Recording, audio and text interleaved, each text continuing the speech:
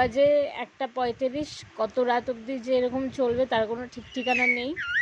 মানে 1টা-2টো অবধি আমি থাকতে পারি, তারপরে আর মানে থাকাটা মানে ডিফিকাল্ট হয়ে যায়। সারাদিন সেরকম যেহেতু ঘুম হয় না ঠিকঠাক, রাত্রির ওই 1টা-1:30 অবধি ঠিক মানে তাও কোনো রকম আর কি থাকতে পারবো জেগে, কিন্তু এর পরেই হয়ে যায় বিপদ। যেরকম গতকালে এত গরম পড়েছে, বা জানি না গরমের জন্যই কিনা, তো ভোর 4টের সময় ঘুমিয়েছে, সারা রাত ছেলে ঘুমায়নি, খুব কান্নাকাটি করেছে। আজকেও দেখো উঠে পড়েছে, এখনও জেগে রয়েছে, এখন 1:35 বাজে। তো কখন যে গুড নাইট হবে তার কোনো ঠিক ঠিকানা নেই। চোখে তো এখন কোনো ঘুমই দেখা যাচ্ছে না, এখন চলবে এরকম গাড়ি চলতেই আছে। এবার কালকে আমি আবার সকালে উঠে আবার রান্নাবান্না আছে, কি করব কি জানি। এরকম কতদিন ধরে মানে কতদিন অবধি যেরকম চলবে কোনো ঠিক ঠিকানা নেই। সবই ঠিক আছে, কিন্তু একা সংসারে একটুখানি অসুবিধাই হয়ে যায়, একটুখানি না ভালোই অসুবিধা হয়ে যায়। Ding ding ding ding ding ding. বাবা, গুড নাইট কখন হবে?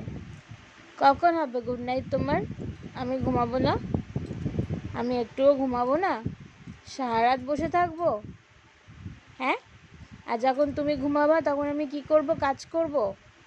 আমি রেস্ট নেব না? নেব না রেস্ট?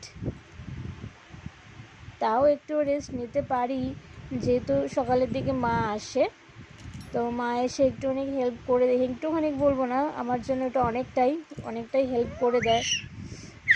ও মা আসে দেখে ওকে নেয়, তারপরে আমি খাওয়া দাওয়া সব করি। মা এসে ঘন্টাখানেক থাকে, 1-1.5 ঘন্টা মতন, যেহেতু মার সংসারও আবার কাজ আছে, তো এখান থেকে গিয়ে আবার বাড়িতে রান্না বান্না সবই করতে হয়, তো বেশিক্ষণ আর কি টাইম দিতে পারে না। তাও যেটুকুনি টাইম দেয় ওটাই আমার জন্য অনেক। চেষ্টা করি ওর মধ্যে সব কিছু মানে ম্যাক্সিমামটা গুছিয়ে নেওয়ার।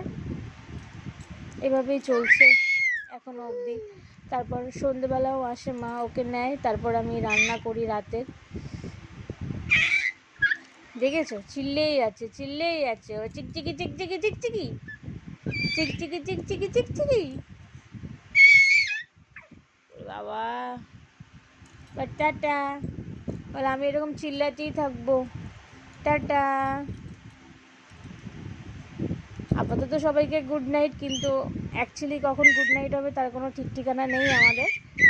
তো এখনকার মতন গুড নাইট।